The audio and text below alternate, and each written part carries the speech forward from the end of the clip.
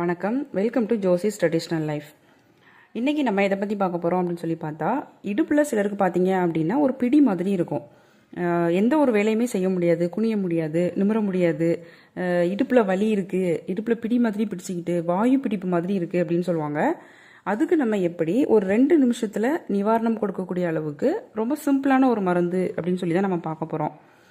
வெளிப்புறமாக நம்ம அப்ளை பண்ணுறதும் அதுக்கப்புறம் உள்ள உணவாக எடுத்துக்கிறது தான் பார்க்க போகிறோம். என்ன தான் நம்ம வெளிப்புறமாக அப்ளை பண்ணிட்டு வந்தாலும் சரி தான், உள்ள உணவாக நம்ம எடுத்துகிட்டு வரும்பொழுது தான் ரொம்பவே சீக்கிரமான நமக்கு ஒரு தீர்வு அப்படிங்கிறது நமக்கு கிடைக்கும். இன்றைக்கி நம்ம 3 விதமான மருந்து பற்றி பார்க்க போகிறோம். முதல்ல நம்ம என்னது உள்ள உணவாக நம்ம எடுத்துக்கணும், அப்புறம் வெளிப்புறமாக என்னெல்லாம் அப்ளை பண்ணணும் அப்படின்னு சொல்லி நம்ம பார்க்கலாம். பொதுவாக இந்த மாதிரி இடுப்பில் பிடிப்பு எதனால் ஏற்படுதுன்னு சொல்லி பார்த்தோம் அப்படின்னா, ஒரே இடத்துல ரொம்ப நேரமாக அமர்ந்து வேலை செய்வாங்க. கம்ப்யூட்டர் முன்னாடி உட்காந்து வேலை பார்த்துட்டு இருப்பாங்க. அப்படி இல்லைன்னா டிரைவராக இருக்கிறவங்க, அப்படி இல்லை தையல் மிஷினில் உட்காந்துருந்து தையல் தைக்கிறவங்க, இந்த மாதிரி மட்டும் இல்லாமல் வாயு நிறைந்த பொருட்களை வந்து ரொம்ப அதிகமாக சாப்பிட்ருவாங்க. சிலர் பார்த்தோம் அப்படின்னா கல்யாண வீடுகளில் சாப்பிடும்போது அவியல் வைப்பாங்க. ஸோ அது வந்து ரொம்ப நல்லா டேஸ்ட்டாக இருக்குது அப்படின்னு சொல்லிட்டு இன்னும் கொஞ்சம் அப்படின்னு சொல்லி நம்ம வாங்கி சாப்பிடுவோம். இது வந்து இயற்கை தான். அந்த மாதிரி சாப்பிடும்போது சிலருக்கு அந்த வாயு நிறைந்த பொருட்கள் உட்கொள்ளும் போது அவங்க உடல்நிலைக்கு வந்து ஒத்துக்கொள்ளாது. அதன் காரணமாக அவங்களுக்கு இடுப்பு பகுதியிலையும் முதுகு பகுதியிலையும் நல்லா பிடி மாதிரி பிடிச்சிக்கிடும். 2 நாள் ஆனாலும் சரிதான், அவங்களுக்கு சரியே ஆகாது. இன்னும் சொல்ல போனோம் அப்படின்னா, அந்த வாயுவானது என்ன செய்யும் அப்படின்னா, சைடு விலா எலும்பு பகுதியில் நீங்கள் கை வச்சு பார்த்தீங்க அப்படின்னா, அது வந்து அந்த வாயு வந்து நல்லா அப்படியே துடிக்கிறது வந்து நல்லா ஃபீல் ஆகும். அவங்களுக்கு மட்டும் இல்லாமல் அடுத்தவங்க கையை வச்சு பார்த்தாங்க அப்படின்னாலும் தெரியும். ஸோ அந்த மாதிரி இருக்கிறதுக்கு எப்படி ஒரு 5 நிமிஷத்தில் இந்த ட்ரிங்கை குடித்து ஒரு 5 நிமிஷத்தில் எப்படி அதுக்கு ஒரு தீர்வு காணலாம்னு நம்ம சொல்லி பார்க்கலாம்.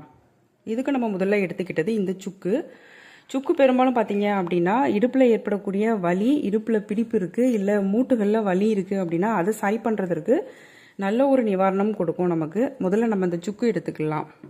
அடுத்ததான் நம்ம இது கூட எடுத்துக்கிட்டது இந்த மிளகும் நமக்கு நல்ல ஒரு அருமருந்து தான். தலைவலி பிரச்சனை இருக்குது, அப்படி இல்லை தொண்டை கரக்கரப்பு இருக்குது, இருமல் போன்ற பிரச்சனை இருக்குது அப்படின்னாலும் அதை சரி பண்ணுறதற்கு நல்ல ஒரு நிவாரணம் நமக்கு இந்த மிளகு மூலமாக கிடைக்கும். ஸோ அந்த மிளகும் நம்ம எடுத்துக்கிடலாம். இது கூட நம்ம அடுத்ததாக எடுத்துக்க போகிறது இந்த கிராம்பு. இதுதான் நம்ம எடுத்துருக்கோம். இந்த கிராம்பு நீங்கள் எடுத்துக்கும் போது இந்த மாதிரி மொட்டு உள்ளதான் நீங்கள் பார்த்து எடுத்துக்கோங்க. இந்த மாதிரி மொட்டு இல்லை அப்படின்னா அது நம்ம யூஸ் பண்ணுறது வேஸ்ட்டு. ஸோ இந்த மாதிரி இருக்குது அப்படின்னா நீங்கள் அதை எடுத்துக்க வேண்டாம். வாங்கும்போதும் நீங்கள் பார்த்து வாங்கிக்கோங்க. கிராம்பு பெரும்பாலும் ஒற்றை தலைவலி பிரச்சனை இருக்குது, பல்வலி போன்ற பிரச்சனைகள் அதெல்லாம் சரி பண்ணும். முக்கியமாக சொல்லப்போனால் நல்ல ஒரு வலி நிவாரணி அப்படின்னு நம்ம சொல்லணும். இந்த இடுப்பில் ஏற்படக்கூடிய அந்த பிடிப்பு, இடுப்பில் இருக்கக்கூடிய அந்த வலியெல்லாம் சரி பண்ணுறதற்கு இந்த கிராம்பு ஒரு முக்கிய பங்கு வகிக்கு. அதனால் அந்த கிராம்பையும் நம்ம எடுத்துக்கலாம். இதோடு நம்ம நிறுத்த போகிறது கிடையாது. இது கூட இன்னும் 2-3 பொருள் சேர்த்து தான் நம்ம பண்ண போகிறோம். இப்போ இந்த 3 நம்ம எவ்வளோ எடுத்துக்கணும்னு நான் சொல்கிறேன். கிராம்பு வந்து எண்ணிக்கையில் ஒரு 2 கிராம்பு மட்டும் எடுத்துக்குவோம். இதில் இப்போ நம்ம 2 கிராம்பு எடுத்துக்கலாம். மிளகு வந்து நம்ம கிட்டத்தட்ட ஒரு டீஸ்பூன் அளவு நம்ம எடுத்துக்கலாம். ஒரு டீஸ்பூன்னா உங்களுக்கு ஒரு 4 கிராம் 5 கிராம் வரும். எண்ணிக்கையில் பார்த்தீங்கன்னா ஒரு 10-15 மிளகு நீங்கள் எடுத்துக்கோங்க. அடுத்ததாக சுக்கு வந்து கொஞ்சமாக நம்ம எடுத்துக்கிட்டால் போதும். சுக்கு பொடியாக உங்ககிட்ட இருக்குது அப்படின்னா ஒரு 1/4 டீஸ்பூன் மட்டும் எடுத்துக்கோங்க. சுக்கு மட்டும் தனியாக நம்ம கொஞ்சமாக எடுத்துக்கிடுவோம்.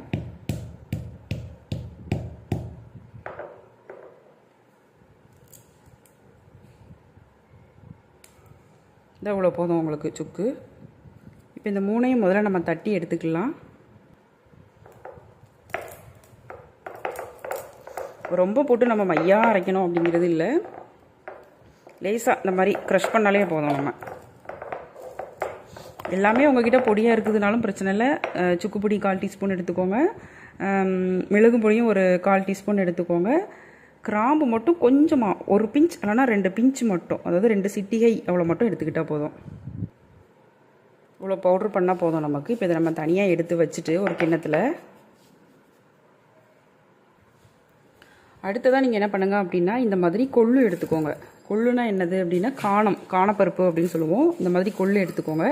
இதில் 2 கலர் இருக்கும். ஒன்று வந்து ஆரஞ்சு கலரில் இருக்கிற மாதிரி இருக்கும், இன்னொன்று இந்த மாதிரி கருப்பு கலரில் இருக்கும். நீங்கள் கருப்பு கொள்ளை எடுத்துக்கோங்க, அதான் நல்ல ஒரு பெட்டர் ரிசல்ட் நமக்கு கிடைக்கும். இதை எடுத்து வெறுமனே ஒரு பாத்திரத்தில் போட்டு நல்லா வறுத்து எடுத்துக்கோங்க. வறுக்காமல் நம்ம யூஸ் பண்ண வேண்டாம். இது வறுத்ததுக்கு அப்புறம் கிட்டத்தட்ட ஒரு 2 டீஸ்பூன் அளவு மட்டும் நம்ம எடுத்து இதையும் நம்ம இந்த மாதிரி அம்மியில் வச்சு லேசாக நம்ம தட்டி எடுத்துக்கலாம்.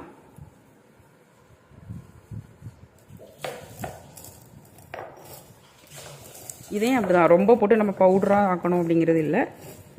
இந்த மாதிரி 2 உடைக்காமல் ஒரு 3/4 அளவுக்கு மட்டும் நல்லா நம்ம உடைச்சி எடுத்துக்கலாம். பாருங்கள், உங்களுக்கு தெரியும் இந்த அளவுக்கு. இதை நம்ம தனியாக எடுத்து வச்சுக்குவோம். இப்போ ஒரு பாத்திரத்தில் நம்ம ஒரு 400 ml நம்ம தண்ணீர் ஊற்றிக்கலாம். இது வந்து ஒரு நபர் அவங்களுக்கு கரெக்டாக இருக்கும்.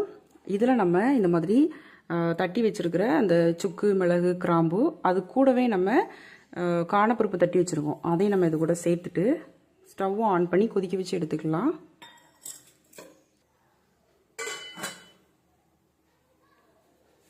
மூடி போட்டு மூடி நீங்கள் கொதிக்க வச்சுக்கோங்க. கிட்டத்தட்ட நம்ம 400 ml தண்ணீர் ஊற்றிருக்கோம். அது வந்து 200 ml குறையணும். அந்த அளவுக்கு நல்லா நம்ம கொதிக்க வச்சு எடுத்துக்கணும். இது நல்லா இப்போ கொதிக்கட்டும். நல்லா நமக்கு இந்த மாதிரி கொதிக்க ஆரம்பிச்சுட்டு, இப்போ கொதிக்க ஆரம்பிக்கவும் நீங்கள் இந்த மாதிரி நீங்கள் பனங்கற்கண்டு சேர்த்துக்கோங்க. உங்களுடைய இனிப்புக்கு தகுந்த மாதிரி பனங்கற்கண்டு சேர்த்துக்கோங்க. பனங்கற்கண்டு இல்லை அப்படின்னா நீங்கள் கருப்பட்டி சேர்த்துக்கலாம். கருப்பட்டியும் உங்களுக்கு கிடைக்கல அப்படின்னா வெல்லம் சேர்த்துக்கோங்க. மண்டை வெல்லம் சொல்லுவோம், ஜாகரி, அந்த வெல்லம் நீங்கள் சேர்த்துக்கோங்க. சீனி மட்டும் நீங்கள் சேர்க்காதீங்க. ஆனால் கருப்பட்டி சேர்க்கிறது நல்ல பெட்டர் ரிசல்ட் உங்களுக்கு கிடைக்கும்.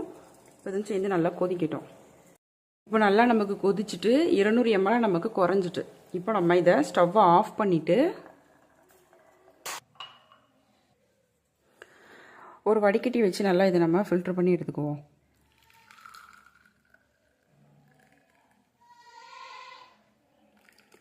இதை நீங்கள் உங்களுக்கு இந்த மாதிரி இடுப்பில் பிடிப்பு வந்துருச்சு அப்படின்னா உடனே நீங்கள் இதை வந்து செய்யணும்.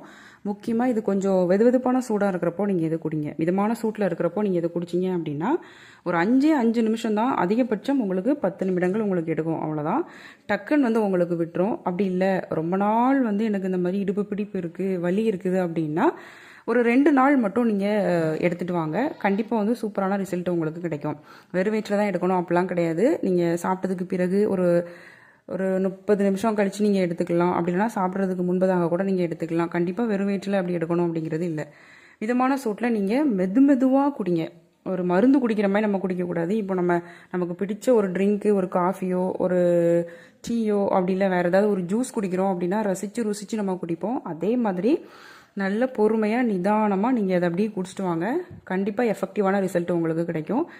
இன்னும் உங்களுக்கு இதே மாதிரி உடல்நலம் சார்ந்த வீடியோக்கள் வேணும் அப்படின்னா கமெண்ட் செக்ஷனில் கேளுங்க. கண்டிப்பாக உங்களுக்கு வீடியோ போடுறேன். அடுத்த மெத்தட் என்னன்னு சொல்லி நம்ம இப்போ பார்க்கலாம். அடுத்ததான் நம்ம வெளிப்புறமாக அப்ளை பண்ணுறதுக்கு என்ன பண்ணணும் அப்படின்னு சொல்லி பார்க்கலாம். இப்போ அடுப்பில் இந்த மாதிரி ஒரு பாத்திரம் வச்சுக்கோங்க. இதில் நம்ம நல்லெண்ணெய் ஊற்றிக்கலாம். நல்லெண்ணெய் கிட்டத்தட்ட ஒரு 50 ml நீங்கள் எடுத்துக்கோங்க. இதில் நம்ம இந்த மாதிரி 1 டீஸ்பூன் அளவுக்கு ஓமம் இது நம்ம எடுத்துக்கலாம். ஓமத்தை எடுத்து நல்லா இந்த மாதிரி லேசாக கையாலே இந்த மாதிரி நல்லா செஞ்சுட்டு இது கூட நம்ம சேர்த்துக்கலாம். ஃபஸ்ட்டே நம்ம வந்து ஸ்டவ் ஆன் பண்ணக்கூடாது. இதெல்லாம் சேர்த்ததுக்கு அப்புறம் தான் நம்ம ஆன் பண்ணணும்.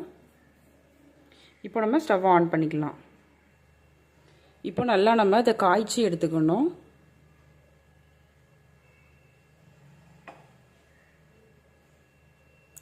இது காய்ச்சதுக்கு பிறகு நம்ம இன்னொரு பொருள் சேர்க்கணும். அது என்னன்னு சொல்லி நம்ம அப்புறம் பார்க்கலாம். இது நமக்கு ரெடி ஆகட்டும்.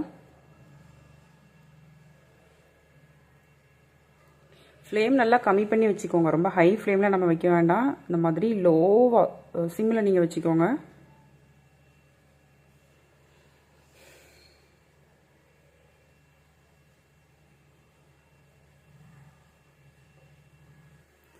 நம்ம போட்டிருக்கிற அந்த ஓமம் வந்து கொஞ்சம் நிறம் மாறி வரும். நமக்கு அவங்களுக்கு காட்டுறேன்.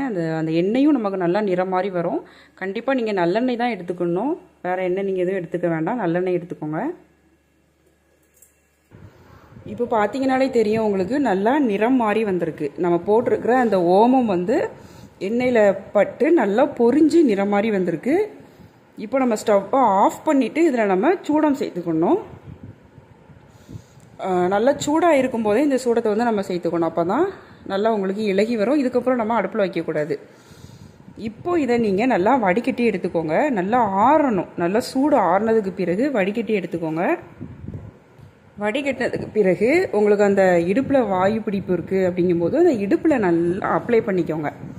அப்ளை பண்ணிவிட்டு நல்லா வட்ட வடிவமாக மசாஜ் பண்ணி விடுங்க. வேறு யாருனாலும் சரி தான், நல்லா அப்படி அழுத்தமாக கொடுத்து நல்லா நீவி விடணும்னு சொல்லுவாங்க. ஸோ அந்த மாதிரி நல்லா அப்படி செய்யுங்க. அதுக்கப்புறமா ஒரு அரை மணி நேரத்துலேருந்து 1 மணி நேரம் அப்படியே விட்டுருங்க. வெதுவெதுப்பான வெந்நீரில் இந்த இடுப்பு பகுதியை வெந்நீர் கொஞ்சம் கொஞ்சமாக எந்த அளவுக்கு சூடு பொறுக்குமோ அந்த அளவுக்கு சூடு வச்சு ஊற்றிட்டு குளிக்கிறதா இருந்தாலும் குளிக்கலாம், இல்லை அப்படியே கூட நீங்கள் விட்டுறலாம். ஸோ இந்த மெத்தடோடு நீங்கள் ரெகுலராக ஃபாலோ பண்ணிட்டு வரும்பொழுது உங்களுக்கு இடுப்பில் அந்த வாயு பிடிப்பு இருந்தாலும் சரியாகும், வலி இருந்துச்சு அப்படின்னாலும் உங்களுக்கு சரியாகும். நான் ஏற்கனவே சொல்லியிருப்பேன், இந்த விழா பகுதியில் கை வச்சு பார்த்தாங்க அப்படின்னா அந்த வாயு ஒரு மாதிரி டக்கு டக்கு டக்குன்னு பண்ணுற மாதிரி ஃபீல் ஆகும். கைட்டு தொட்டு பார்த்தாலும் அது தெரியும். ஸோ அந்த இடத்துலையும் நீங்கள் அப்ளை பண்ணிட்டு வரலாம். இந்த ரெண்டையும் நீங்கள் தாராளமாக ஃபாலோ பண்ணிட்டு வாங்க. அவ்வளோதான், நான் சொல்லியிருக்கிற மெத்தட் உங்களுக்கு ரொம்பவே பிடிச்சிருக்கும்னு சொல்லிட்டு நான் நம்புகிறேன். இன்றைக்கி மறக்காமல் இந்த வீடியோக்கு நீங்கள் லைக் பண்ணுங்கள், உங்கள் ஃப்ரெண்ட்ஸ் எல்லாத்துக்கும் ஷேர் பண்ணுங்கள். புதுசாக பார்க்குறவங்களா இருந்தால் சப்ஸ்கிரைப் பண்ணிக்கோங்க. பக்கத்தில் இருக்கிற பெல் சிம்மில் மறக்காமல் கிளிக் பண்ணுங்கள். நான் அடுத்த வீடியோவில் ஹைப்போதைராய்டு, ஹைப்பர் தைராய்டு அந்த மாதிரி பிரச்சனை இருந்தாலும் சரி தான், இல்லை பிசிஓடி போன்ற பிரச்சனை இருந்தாலும் சரி தான், அதுக்கு எப்படி நம்ம இதே மாதிரி இயற்கை முறையில் அதுக்கு ஒரு தீர்வு காணலாம் அப்படின்னு சொல்லிவிட்டு அந்த வீடியோவில் உங்களை நான் மீட் பண்ணுறேன். தேங்க்யூ.